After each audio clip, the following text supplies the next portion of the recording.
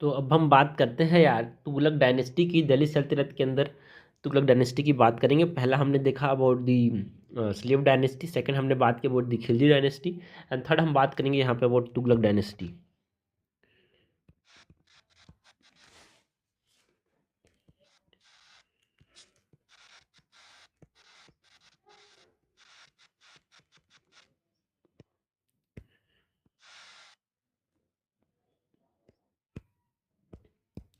सो Tughlaq dynasty के अंदर सबसे पहले तो इसके फाउंडर की बात करते हैं, जो कि जियासुद्दीन तुगलक थे।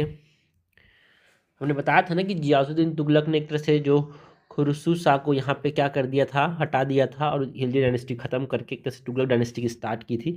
तो हम बात करेंगे अबाउट जियासुद्दीन तुगलक।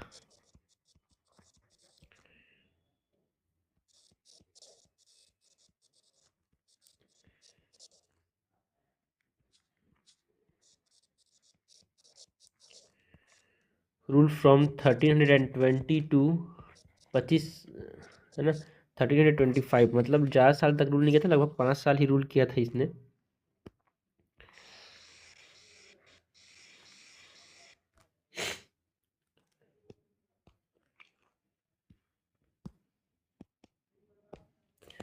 सो इसके अंदर इंपॉर्टेंट चीज़ों की अगर हम बात करें तो Ghiyasuddin Tughlaq,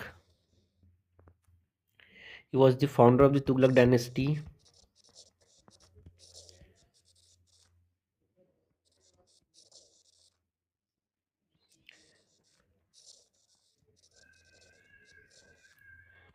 and his son जो कि जूना खान थे, उसने एक तरह से किसको हराया, जो कलकत्ता के एक राजा थे, प्रताप ना पारुद्र देवा को हराया था, एंड एक तरह से उसका किंगडम को कब्जा कर ली थी। तो ये इम्पोर्टेंट है। जियाउद्दीन तुगलक का एक सन था जिसका नाम था जूना खान, डिफीटेड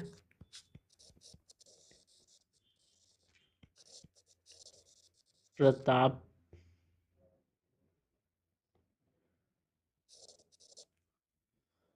अरुद्र देवा, जो कि कलकत्ता रूलर था, and annexed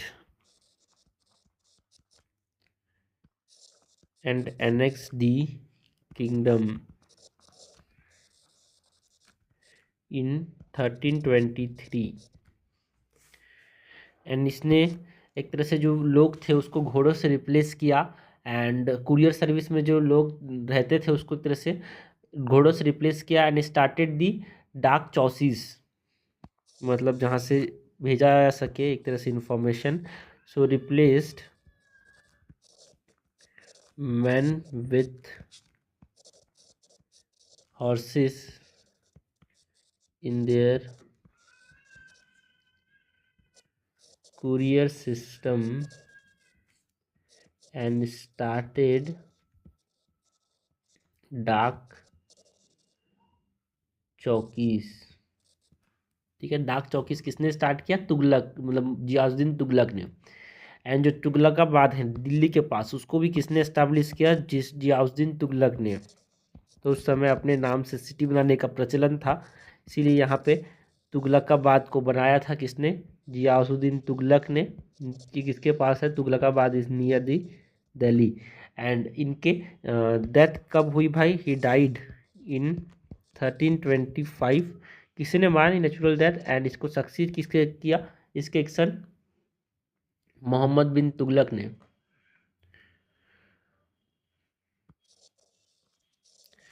succeeded by his son. तो जियाउद्दीन तुगलक के बारे में इंपॉर्टेंट चीज़ क्या है कि ये फाउंडर थे तुगलक डायनेस्टी के। इनका जो बेटा था जूना खान, उसने किसको हटाया? प्रतापरुद्र देवा को, एंड किंगडम को उसके कब्जा लिया। एंड इसने मैन को हॉर्सेस के साथ रिप्लेस किया, जो कुरियर सिस्टम होते थे ना उसमें। एंड इसने डाक चौकीस को बनाया। तो आपसे कोई पूछा जाएगा एंशिएंट मेडिवल हिस्ट्री में क्वेश्चन आएगा, डाक चौकीस किसने बनाया था, किसने इस्टाब्लिश करने की कोशिश की थी, बात की थी? तो जियाउद्दीन तुगलक ने। एंड इसने जो तुगलकाबाद है, जिसमें तुगलकाबाद का फोर्ट जो है वो बहुत फेमस है, तो तुगलकाबाद को किसने इस्टाब्लिश किया था? जियाउद्दीन तुगलक ने। So he was the first ruler of the Tughlaq dynasty and he was the founder of the Tughlaq dynasty. Next जो रूलर है वो है मोहम्मद बिन तुगलक. ठीक है. एंड इसको एक तरह से पागल राजा के नाम से भी इतिहास में बताया गया है. बहुत लंबे समय तक लगभग 25 साल तक रूल किया था. बट हाँ, इसके कारनामे उतने अच्छे नहीं थे. सोचता था अच्छा करूं, बट बार बार इसकी किस्मत ही खराब थी. लगता है बार बार बुरा हो जाता था इसके साथ यार. अच्छे करने की कोशिश करता था लेकिन बुरा हो जाता था.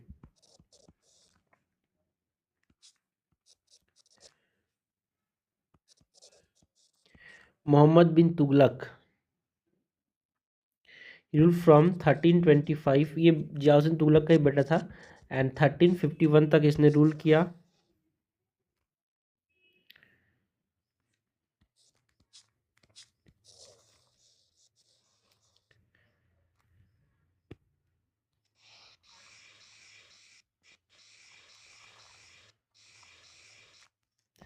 And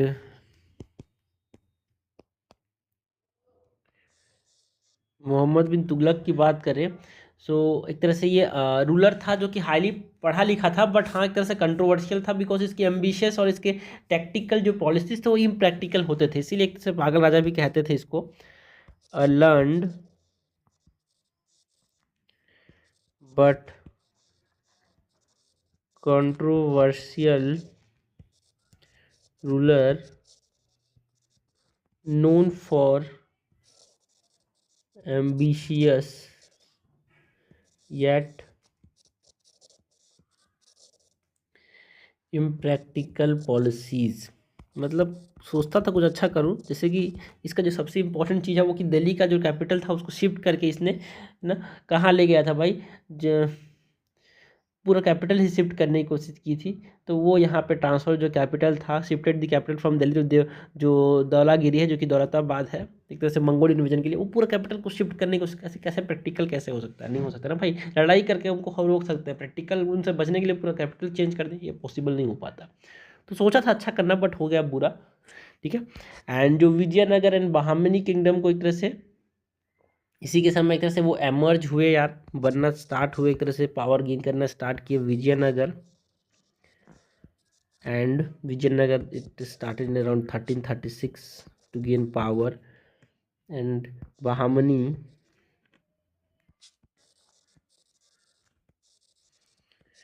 in 1347 kingdoms emerged during his regime.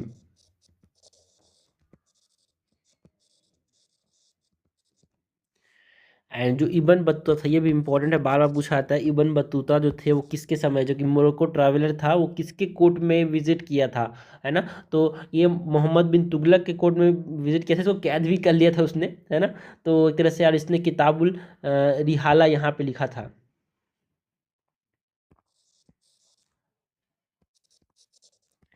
Ibn Battuta who was a Morocco traveler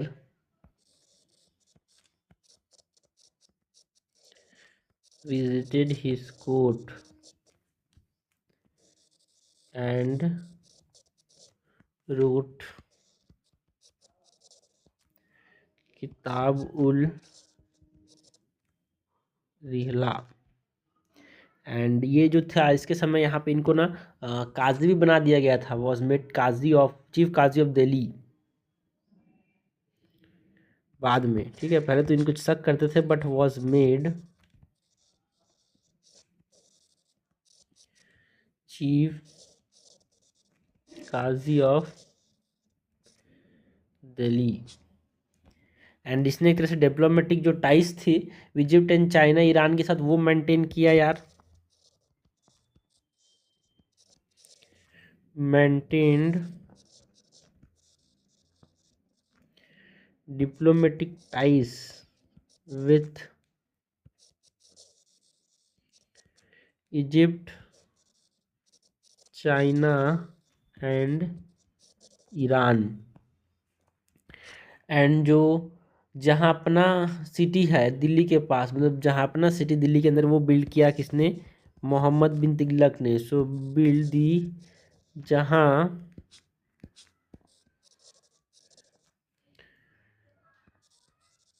जहाँ अपना city in Delhi. Okay, so it is known for ambitious yet impractical position. And जो विजयनगर है या फिर बहामनी है वो इसके समय ही एमर्ज किए. जो इब्न बतूता था जो कि एक मोरक्कन ट्रैवलर है वो विजिट किया था इसका कोर्ट को एंड इसने एक किताब लिखी थी किताबुल रिहला. एंड डिप्लोमेटिक टाइज मेंटेन किया मोहम्मद बिन तुगलक ने with Egypt Iran China. And जो जहाँ अपना सिटी है दिल्ली के पास वो ही मोहम्मद बिन तुगलक ने यहाँ पे स्टार्ट किया. और एक इंसान जो था ना ये हाईली एजुकेटेड था यार. Literally religious and philosophical studies में एक्सपर्ट था. बट हाँ इसके डिसीजंस उतने सक्सेसफुल नहीं रहे इसीलिए तो इसको एक इम्प्रैक्टिकल येट एम्बिशियस राजा के नाम से जाना जाता है इतिहास में. पागल राजा भी बोलते हैं हिंदी में तो. सो मोहम्मद बिन तुगलक इज अ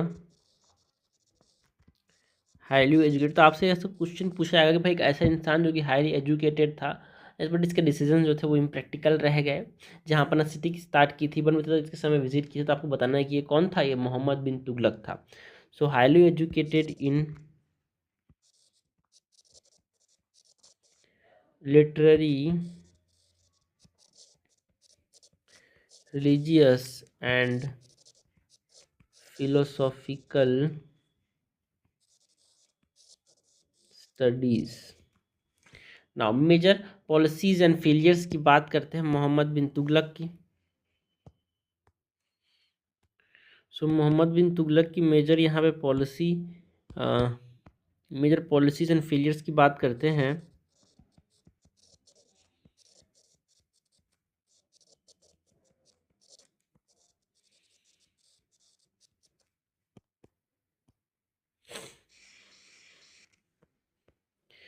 इसमें हम पहले तो बात करेंगे about the transfer of the capital यार.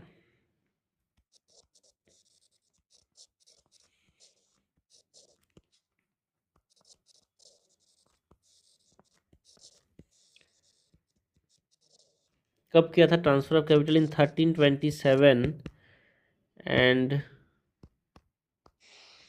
ये सबसे बड़ा ब्लंडर इनका साबित हुआ यार. He shifted capital from Delhi to Devgiri.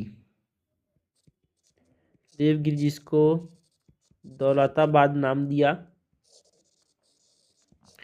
To safeguard against Mongol invasion यार. ये क्यों किया? To safeguard against Mongol invasion.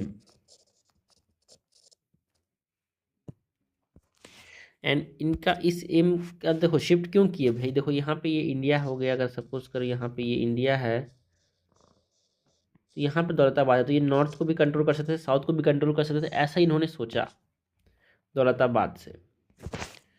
So aim to control both north and south India effectively. And जो फोर्स माइग्रेशन था लोगों का एक तरह से इसने बहुत दिक्कत का सामना करना पड़ा लोगों को भाई. So forced migration of the population caused hardship.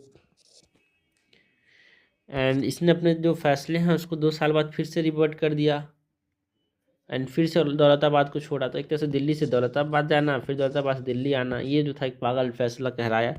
So reverse the decision and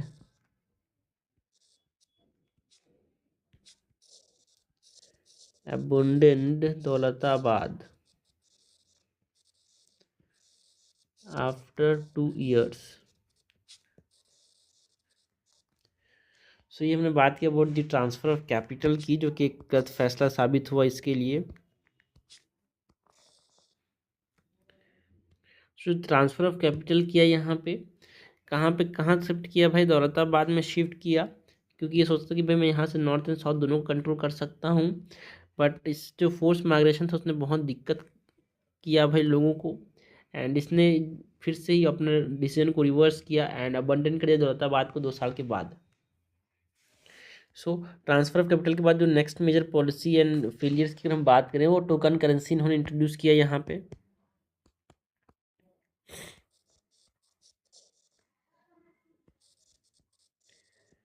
token currency कब भाई, 1929 में इंट्रोड्यूस किया, 1929 30 में, मतलब सॉरी 1329 30, मुँह से 19 ही निकलता है हर चीज़ में। सो टोकन करेंसी की बात करें तो इसमें यहाँ पे इन्होंने कॉपर कॉइन्स को इंट्रोड्यूस किया, जो कि सिल्वर टंकास के एक तरह से इक्वल थे। Introduced copper coins which are equal to silver tankas. And ये किससे इंस्पायर्ड थे भाई, जो करेंसी टोकन करेंसी जो इन्होंने इंट्रोड्यूस किया, किससे इंस्पायर्ड थे, he was inspired from the Kublai Khan, and जो गजन खान थे, जो कि अर्लियर एक्सपेरिमेंट इन्होंने किया था, उनसे ये इंस्पायर्ड थे, inspired by Kublai Khan and Gajan Khan. इनका अर्लियर एक्सपेरिमेंट भी था ना, इसलिए।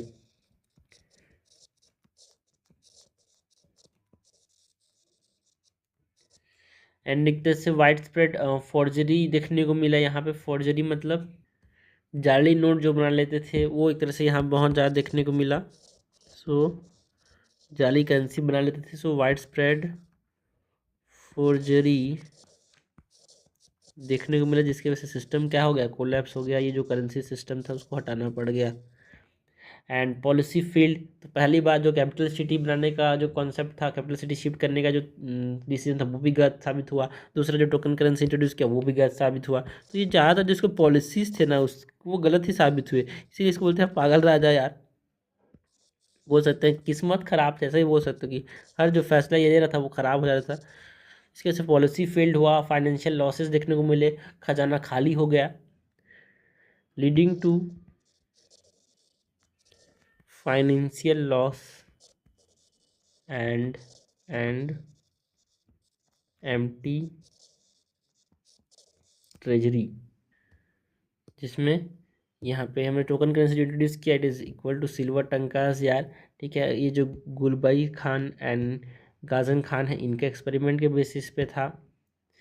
एंड वाइड स्प्रेड फोर्जरी देखने को मिला, जाली जो नोट बनाते थे उसके वजह से यहाँ पे फाइनेंशियल लॉसेस देखने को मिला, मतलब सिस्टम फेल हो गया एंड ट्रेजर भी खाली हो गया यार। टोकन करेंसी के बाद हम बात करते हैं टैक्सेशन इन द्वाब। जो द्वाब रीजन है, मतलब जो गंगा यमुना द्वाब है ना, उसके अंदर बात करें तो यहाँ पे जो टैक्सेशन था, उसने यहाँ पे लैंड टैक्सेस को बढ़ा दिया, जिसकी वजह से यहाँ पे पीजन के अंदर रिबेलियन देखने को मिला, उसको सीवियर फेवाइन हुआ, जिसकी वजह से सिचुएशन और भी तक खराब होने लगा। सो ये पॉलिसी भी एक तरह से ख़राब हुआ यार, इसका अच्छा साबित नहीं हुआ। सो taxation in द्वाब,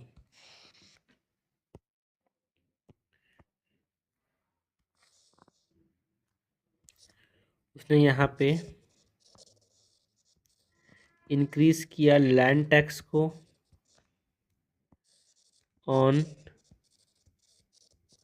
farmers in Ganga Yamuna Doab to cover जो फाइनेंशियल लॉस हुआ था टोकन करेंसी की वजह से, उसको यहाँ पे कवर करने के लिए इसने इंक्रीज किया क्या, टैक्स को, लैंड टैक्सेस को, जिसकी वजह से वो चुका नहीं पाया, जिसकी वजह से ओवर असेसमेंट हुआ यहाँ पे, जिसकी वजह से पीजेंट का रिबिलियन हुआ एंड सीवियर फेमाइन देखने को मिला। 6 साल तक का, जिसकी वजह से सिचुएशन और भी ज़्यादा वर्स हो गया।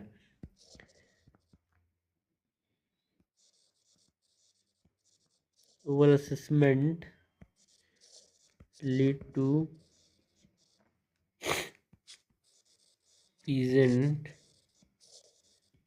rebellion and severe famine,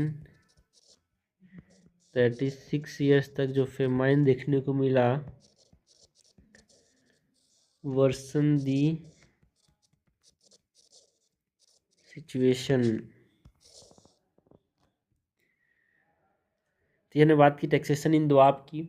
and जो एग्रीकल्चर रिफॉर्म्स इसने, है ना, तो टैक्सेशन इन दोआब में यही हुआ भाई, जो रुका था टोकन करेंसी की वजह से, या फिर जो इसने कैपिटल शिफ्ट करने की जो कोशिश की, है ना, 1327 में, उसकी वजह से क्या हुआ, तो फाइनेंशियल लॉस हुआ। उसकी वजह से इसने क्या सोचा कि भाई चलो लैंड टैक्स बढ़ा देता हूँ, पैसा रिकवर मिल जाएगा। बट उससे भी क्या हुआ, पीजेंट्स जो थे वो रिबेलियन करना चालू कर दिया, उसका सीवियर फेमाइन हुआ, पैसे नहीं रहेंगे, ज़्यादा असेसमेंट हुआ, उसके से रिबेलियन हुआ, तो उसकी वजह से सीवियर फेमाइन देखने को मिला। तो ये एक तरह से सक्सेसफुल साबित नहीं हुआ, ये फैसला भी अच्छा साबित नहीं हुआ। नेक्स्ट जो है, जो इसने रिफॉर्म्स लाए थे, पॉलिसी रिफॉर्म्स में हम बात करते हैं अबाउट एग्रीकल्चर रिफॉर्म्स की। एग्रीकल्चर रिफॉर्म्स में हम बात करते हैं कि इसने क्या एस्टेब्लिश किया, जो दीवाने खोई एग्रीकल्चर इंप्रूवमेंट के लिए डिपार्टमेंट यहाँ पे एस्टेब्लिश किया, एस्टेब्लिशमेंट और दी एस्टेब्लिश्ड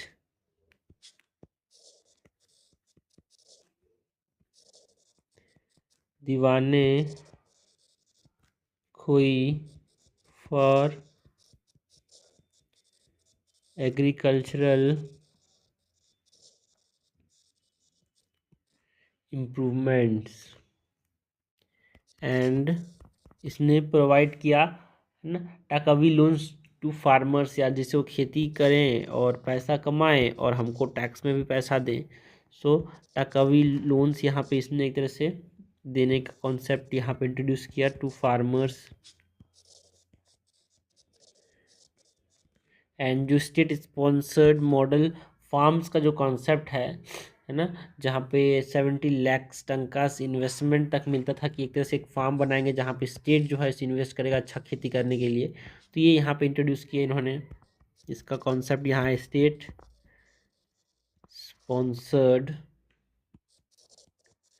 मॉडल फार्म्स। तो ये देखो भाई, अच्छा अच्छा काम करने की कोशिश की, रिफॉर्म्स करने के बाद फेलियर हो गया भाई। 64 स्क्वायर मील्स तक यहाँ पे फार्म्स यहाँ पे बनाने की कोशिश की, जिसमें 70 लाख तक का इन्वेस्टमेंट किया जा सकता है, 70 लाख टंका का इन्वेस्टमेंट किया जा सकता है।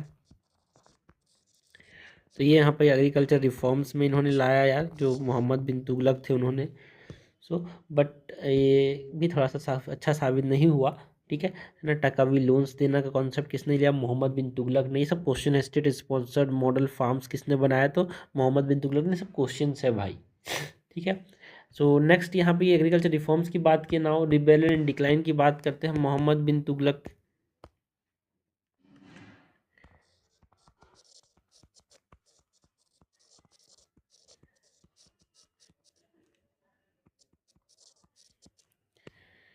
रिबेलियन एंड डिक्लाइन की बात करें तो यहाँ पे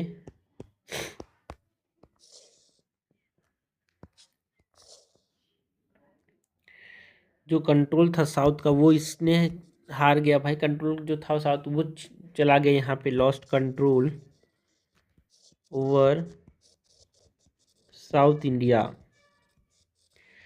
जिसमें मदुराई सल्तनत चला गया, जो कि हसन शाह रिबेलियन की वजह से विजयनगर किंगडम यहाँ पे चला गया, देन बहामनी किंगडम आ गया। तो उसके वजह से यहाँ पे साउथ में 3 किंगडम्स यहाँ पे देखने को मिले, बिकॉज खिलजी ने यहाँ पे पूरा साउथ इंडिया नॉर्थ इंडिया सबको एक तरह से कब्जा कर लिया था, बट ये हारने लगा इसको,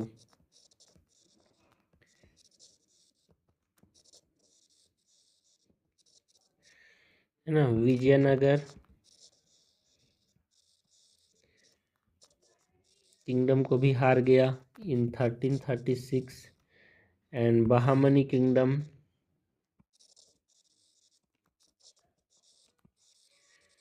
को भी हाथों से निकलते हुए देखा इसने इन 1347। एंड एक तरह से प्रोविंसेस थे लाइक यहाँ पे अवध, मुल्तान, सिंध, गुजरात, इसने भी एक तरह से विद्रोह कर दिया यार। सो प्रोविंसेस लाइक बिकॉज राजा थोड़ा सा कमज़ोर था, इसीलिए सब ने अपना अपना यहाँ पे योगदान दिया इसको हटाने के लिए। सब ने रिवोल्ट कर दिया, विद्रोह कर दिया, सिंध में भी, मुल्तान में भी, एंड गुजरात ने भी रिवोल्ट कर दिया। एंड ये जैसे ही डाइड हुआ रीजन, जिसकी वजह से तुगलक डायनेस्टी का डिक्लाइन चालू हो गया इसके मरने के बाद। एंड अराउंड ये 3 इयर्स इसने स्पेंड किया सरपासिंग जो तागिस रिबेलियन थे उसको यहाँ पे लड़ने के लिए। 3 साल तक यहाँ पे इसने समय दिया। स्पेंट 3 इयर्स टू सप्रेस जो तगहीस थे गुजरात को रूल करने वाले रूलर्स, उनके रिबेलियन को रोकने के लिए इसने 3 साल तक लड़ाई लड़ी यार। एंड जब ये मरा तो डाइड इन 1351, जिसके वजह से this region marked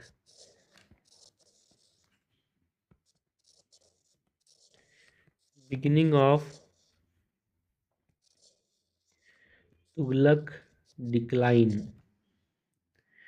so decline and rebellion की बात करें तो जो मदुराई ने एक तरह से रिबेल करके अपना अलग इंडिपेंडेंट बना लिया, किंगडम बना लिया, विजयनगर किंगडम बना लिया, बहमनी किंगडम ने अलग होकर बना लिया। ठीक है, 3 साल इन्होंने लड़ाई लड़ी तागिस के साथ गुजरात में, बट वो बाद में वो भी अलग हो गए। बट हाँ, फिर से यहाँ पे चीज़ें बदली। बट यहाँ पे इसके मरने के बाद जो तुगलक डायनेस्टी से उसका डिक्लाइन स्टार्ट हो गया। इसके बाद रूलर्स आए, फिरोज शाह तुगलक की बात करते हैं। ठीक है, इसने भी एक तरह से नोबल्स ने चूज़ किया इसको, यहाँ पे आपस में मिलकर जो 20 नोबल्स होते थे उसने चूज़ किया इसको कि एक तरह से मोहम्मद बिन तुगलक के बाद ये रूल करेगा। नेक्स्ट जो रूलर है भाई जिसकी हम बात करेंगे तुगलक डायनेस्टी के अंदर, वो कौन है? वो है फिरोज शाह तुगलक। द फिरोज शाह तुगलक जो कि मोहम्मद बिन तुगलक के बाद राजा बना था यहाँ पे ना, फिरोज तुगलक भी बोलते हैं। He ruled from 1351 to 1388।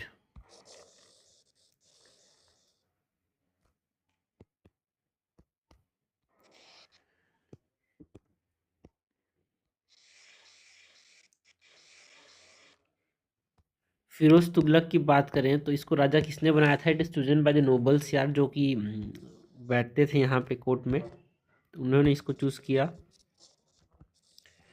Chosen by nobles after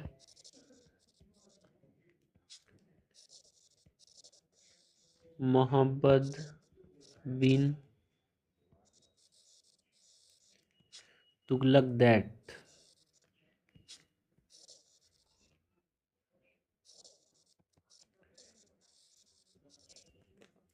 and इसको अपॉइंट किया गया, अपॉइंटेड जो खान आई मकबल है उसको, एक तेलुगु ब्राह्मण जो कन्वर्ट हुआ था उसको एक वजीर के नाम तौर पे इन्होंने अपॉइंट किया यार। जो फिरोज तुगलक है उसने खान आई जहां मकबल जो है, खान आई जहां मकबल नाम से एक आदमी था जो कि तेलुगु ब्राह्मण था, बट वो कन्वर्ट हुआ था, उसको वजीर के तौर पे इसने अपॉइंट किया। तो ये क्वेश्चन पूछा था इसीलिए यहाँ पे हम इसकी बात कर रहे हैं।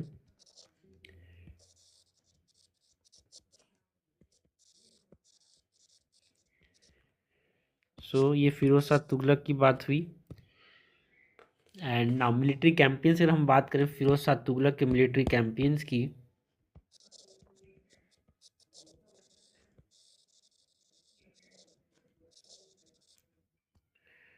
मिलिट्री कैंपेन्स की बात करें फिरोज शाह तुगलक की, तो इन्होंने जो रिबेलेंस थे थाटा के अंदर, सिंध में जो रिबेलेंस हुए थे उसको रोका भाई। ही क्रश्ड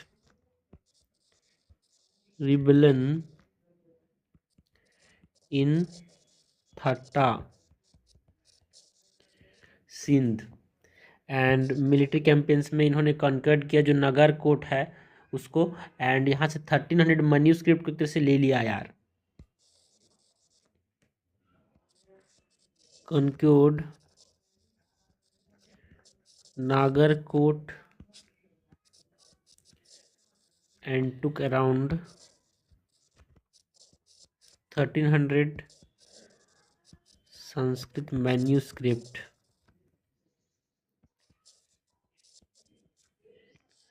मिलिट्री कैंपेन्स में इन्होंने नॉर्थ इंडिया पे ज़्यादा फोकस किया, डेक्कन को छोड़ दिया, इसीलिए तो बिकॉज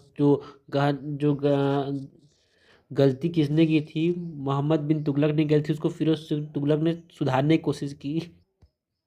नॉर्दर्न इंडिया पे ज़्यादा फोकस किया बिकॉज फिरोज शाह तुगलक मतलब जो मोहम्मद बिन तुगलक ने साउथ पे भी कोशिश करने की कोशिश की, साउथ पे भी ध्यान दिया यार। सो उसको एक तरह से इन्होंने रोका, उसको हटाया यहाँ पे ध्यान से। एंड जो फील्ड एक्सपीडिशन है टू बंगाल है ना, वो यहाँ पे एक तरह से लेड किया, जिसके वजह से यहाँ पे बंगाल एक इंडिपेंडेंट बन गया यार। इसके समय हम बात करें फिरोज शाह तुगलक के समय, so field expeditions to Bengal, so Bengal became independent. And military campaigns में हम बात करते हैं कि कैसे इसने जो जाज नगर है उड़ीसा में, उसको यहाँ पे अटैक किया और वहाँ का जो टेम्पल था उसको यहाँ पे लूट लिया यार। किसने, फिरोज शाह तुगलक ने। So attacked Jajnagar which is in Orissa and looted temple wealth. तो ये हमने बात की about the military campaigns of Firoz Tughlaq, जिसमें हमने बात की कि इसने क्या किया, क्रश किया जो रिबेलेंस थे उसको।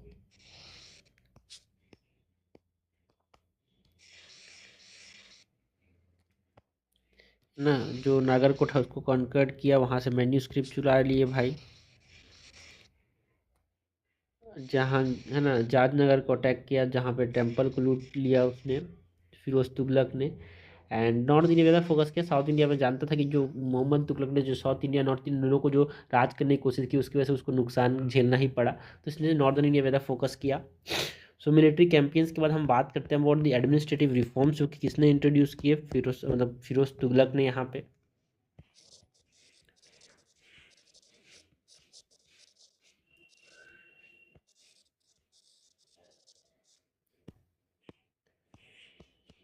एडमिनिस्ट्रेटिव रिफॉर्म्स की बात करते हैं।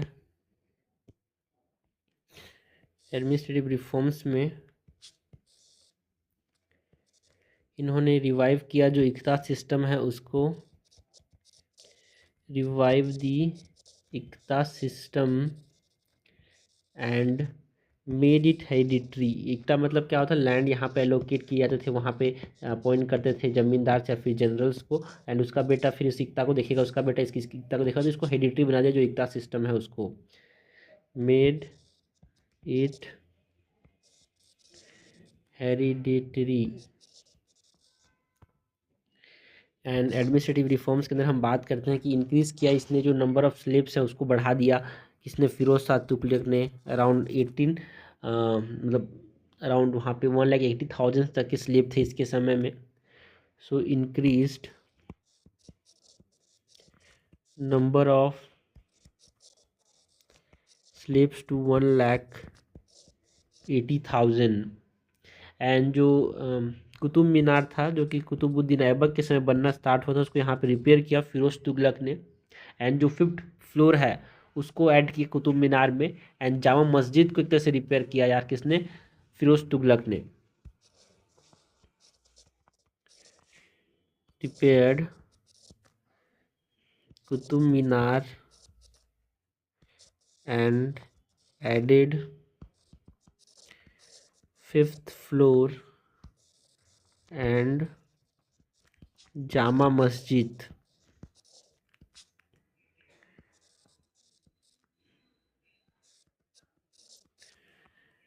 एंड एडमिनिस्ट्रेटिव रिफॉर्म्स के अंदर इसने बिल्ड किया अराउंड 300 न्यू टाउन्स इसने बिल्ड किया, जिसमें हम फिरोज़ाबाद की बात करते हैं, जिनको फिरोज शाह कोटला जो मैदान है वो फिरोज़ाबाद में है यार, जो दिल्ली का जो मैदान है। सो इसको किसने बिल्ड किया था, फिरोज शाह तुगलक ने। So build 300 new towns including Firozabad. Now Firoz Shah Kotla जो है वो फिरोज शाह कोटला नाम से जानते हैं इसको, ये भी इन्होंने बिल्ड किया। एंड जो कारखानास हैं वो एस्टेब्लाइज किए जहाँ पे रॉयल वर्कशॉप जिसको हम बोलते हैं, जिसमें बहुत सारे स्लेव्स को एम्प्लॉय किया एंड यहाँ पे चीज़ें बनती थी यार। एस्टेब्लाइज्ड कारखानास जिसमें जिसको हम रॉयल वर्कशॉप बोलते हैं यार।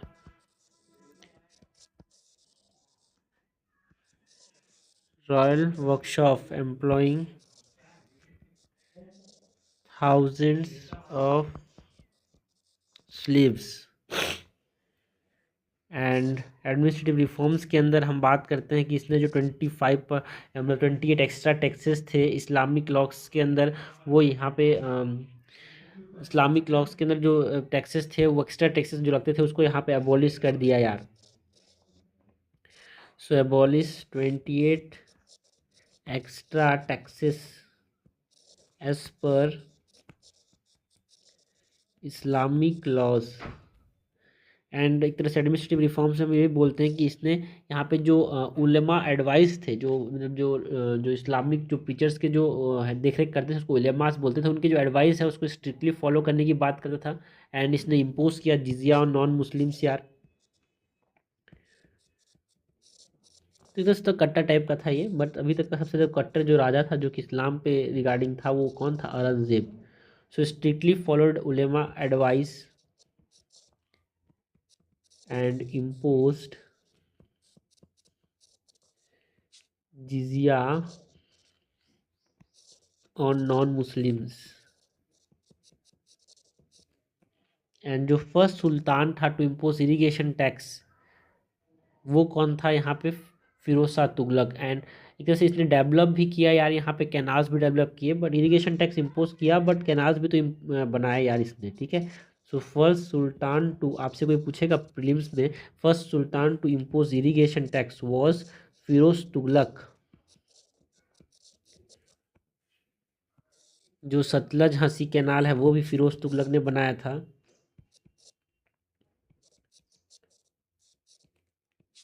कि जो कैनाल बना रहा है पैसा खर्चा होगा, इसलिए तो टैक्स इसने सोचा भाई टैक्स इंट्रोड्यूस करता हूँ बोल के, जो कि 300 किलोमीटर तक लंबा है फेरोज, है ना। सतलज हांसी कैनाल 300 किलोमीटर तक लंबा है। जो यमुना हिसार कैनाल है वो भी किसने बनाया था? फिरोज शाह तुगलक ने। एंड फ्रूट गार्डन्स यहाँ पे इसने बनाए थे, अराउंड 1200 फ्रूट गार्डन्स बनाए थे यार अराउंड दिल्ली। तो ये हमने बात की अबाउट द एडमिनिस्ट्रेटिव रिफॉर्म्स यार, जो कि किसने यहाँ पे लिए? फिरोज शाह तुगलक ने। He increase the number of slaves यार, और स्लेव ज़्यादा थे इसीलिए तो इसने कैनाल बना पाया ये। कारखाना के अंदर यहाँ पे स्लेव्स को एम्प्लॉय करता था, वहाँ पे वर्कशॉप होते थे, मतलब यहाँ पे क्या बनाए जाते थे यार? यहाँ पे बनाए जाते थे हथियार्स। कुतुब मीनार को रिपेयर किया, बहुत सारे टाउन्स बनाए जिसमें फिरोज़ाबाद भी आता है, नए टाउन्स बनाए। कारखाना को एस्टेब्लिश किया जहाँ पे चीज़ें बनती थी। एक्स्ट्रा टैक्सेस को जो इस्लामिक लॉस के अगेंस्ट थे उसको यहाँ पे हटा दिया। एंड सुल्तान की बात करें तो फर्स्ट सुल्तान जिसने इरिगेशन टैक्स इम्पोज किया एंड स्ट्रिक्टली फॉलो करने की बात करते थे ये उलेमा के एडवाइस को, एंड इसने एक तरह से जो इक्ता सिस्टम उसको रिवाइव किया और उसको हेरिडिटरी बना दिया। किसने? फिरोज तुगलक ने। हम बात करते हैं अबाउट जो डिफरेंट डिफरेंट चीज़ें इन्होंने एस्टाब्लिश की थी उसकी, ठीक है। सो इससे पहले तो यहाँ पर हम समझें यार कि इनका डायनेस्टी कितना बड़ा था, यहाँ पे कितना बड़े एरिया पे ये राज करते थे तुगलक डायनेस्टी के समय ये। अगर उसकी बात करें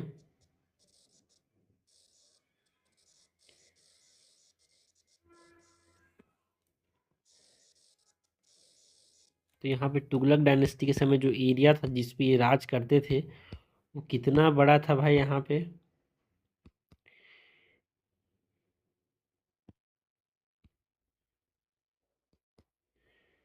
यहाँ से लेके डेक्कन साउथ तक ये रूल करते थे भाई। इतना बड़ा था यहाँ पे, ये जो टेरिटरी पे एडमिनिस्टर करते थे, बट ज़्यादा ध्यान इसने नॉर्थ पे ध्यान दिया भाई।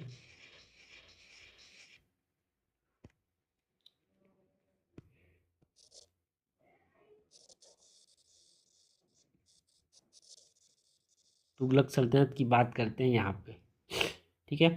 सो इन्होंने क्या क्या एस्टेब्लाइज किया यार।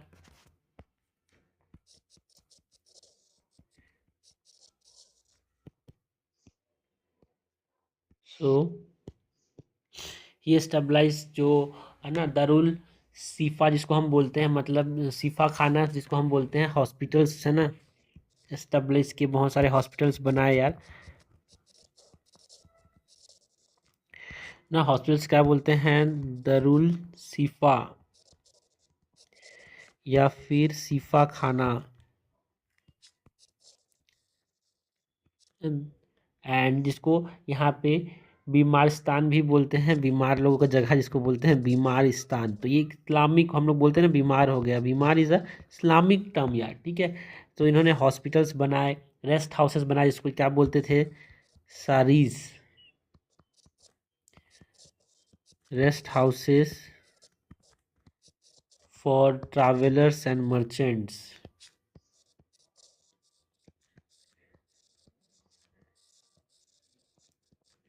एंड दीवाने खैरियत जो था फॉर चैरिटी डिपार्टमेंट, जिसको दान देना है वो यहाँ से दे सकता है, वो किसने बनाया, फिरोज शाह तुगलक ने बनाया। सो दीवाने खैरियत for charity, so it is the charity department. And दीवाने बंदागन जो थे वो डिपार्टमेंट ऑफ स्लेव्स थे, ये भी इसी ने बनाया। बिकॉज स्लेव का असली जो, अगर आपको स्लेव स्लेव के बारे में बात हो रही है तो आप पहले चीज़ आपके पास जो डायनेस्टी दिमाग में आनी चाहिए वो आनी चाहिए, तुगलक डायनेस्टी, उसमें भी फिरोज शाह तुगलक यार। सो डिपार्टमेंट बना दिए पूरे स्लेव के लिए, इतने स्लेव्स थे इनके पास। सो ये हमने बात की अबाउट व्हाट, ये हमने बात की अबाउट क्या क्या इस्टेब्लिश किया फिरोज शाह तुगलक ने यहाँ पे। तो ज़्यादा यहाँ पे काम जो तुगलक डायनेस्टी में किया था वो फिरोज तुगलक ने किया था, है ना। एंड इसकी रिलीजियस पॉलिसी की बात करें तो थोड़ा सा ये टिल्टेड था टुवर्ड दी मुस्लिम यार, ठीक है, इस्लाम की तरफ थोड़ा टिल्टेड था ये। तो इसकी रिलीजियस पॉलिसीज़ की बात करें, टॉलरेंट था toward Shia Muslims and Sufis, but जैसे सेकेंड ग्रेड सिटीजन के तौर पे मानता था हिंदूज़ को।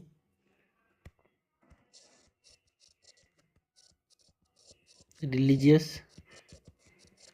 पॉलिसी की बात करें सो सॉरी, टॉलरेंट नहीं था भाई, शिया मुस्लिम्स को ये नहीं मानता, सूफीज को नहीं मानता था, ये शिया मुस्लिम्स को अच्छा मानता था। मतलब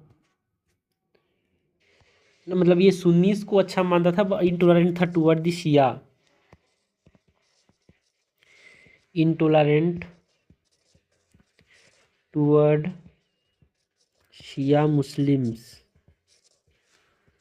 and Sufis.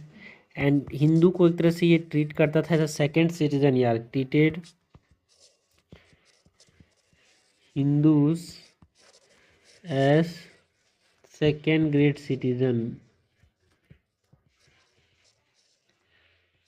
And precursor to this, है ना।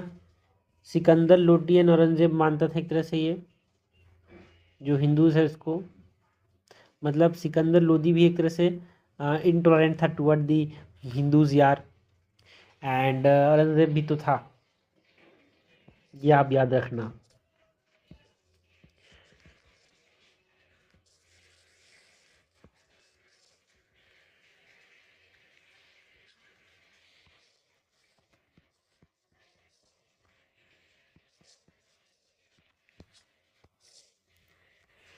नेक्स्ट हम बात करते हैं वो decline of the Tughlaq dynasty, है ना।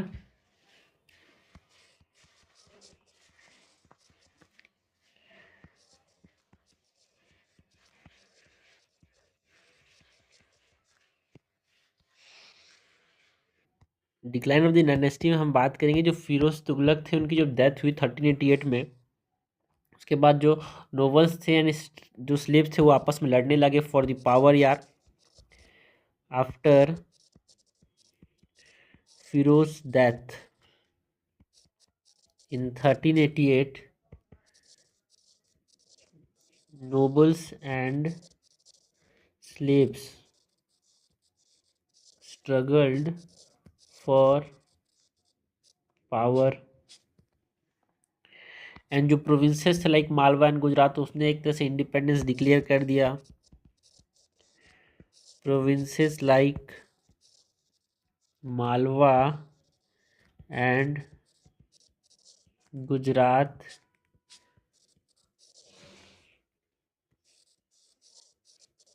Declared independence. एंड इसके बाद यहाँ पे तिमूर ने 1398 पे जो इन्वेज लिया था वो यहाँ पे इम्पोर्टेंट है भाई तुगलक्स के बाद। डिक्लाइन ऑफ पावर जो था उसका मेन कारण यहाँ पे तिमूर इन्वेजन जो था 1398 में, तुगलक मतलब फिरोज शाह तुगलक के बाद तो यहाँ पे कमजोर हो ही गया था। बट इसके बाद हम बात करते हैं अबाउट तिमूर इन्वेजन की।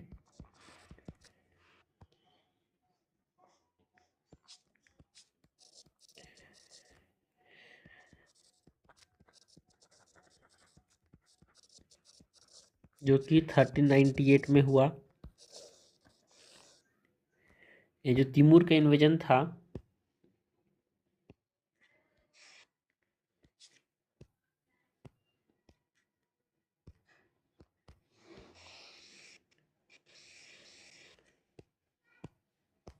इस समय तिमूर कनकरर जो थे, जो टर्किश कनकरर थे तिमूर, है ना, उसने एक तरह से जंगीज खान के साथ रिलेटेड है ये, इसने दिल्ली को इन्वेट किया इन 1398 यार। Turkish conqueror Timur related to Genghis Khan invaded Delhi in 1398 and जो सुल्तान मोहम्मद शाह थे वो चले गए सिटी को छोड़ के, तो डर के मारे सुल्तान जो था उस समय Mohammad Shah fled leaving the city defenseless and जो तिमूर है उसने एक तरह से दिल्ली को लूट लिया। Timur plundered Delhi and took Indian artisans को ले गए समरखंड में। Indian artisans to Samarkand and एक तरह से जो दिल्ली था वो कमजोर होने लगा। एंड इसके बाद सईद रूल करने लगे। इसके बाद लोदीज आए यार सईद डायनेस्टी के बाद, वो बहुत कमजोर से था, यहाँ पे ताकतवर नहीं थे। वो रूल किए तब तक जब तक अकबर ने मतलब जब तक बाबर ने अटैक नहीं किया था, until first battle of Panipat that is 1529। So Delhi Timur के अटैक के बाद दिल्ली कमजोर हो गया। जो सुल्तान मोहम्मद शाह चला गया उसके बाद, सो दिल्ली वीकेंड।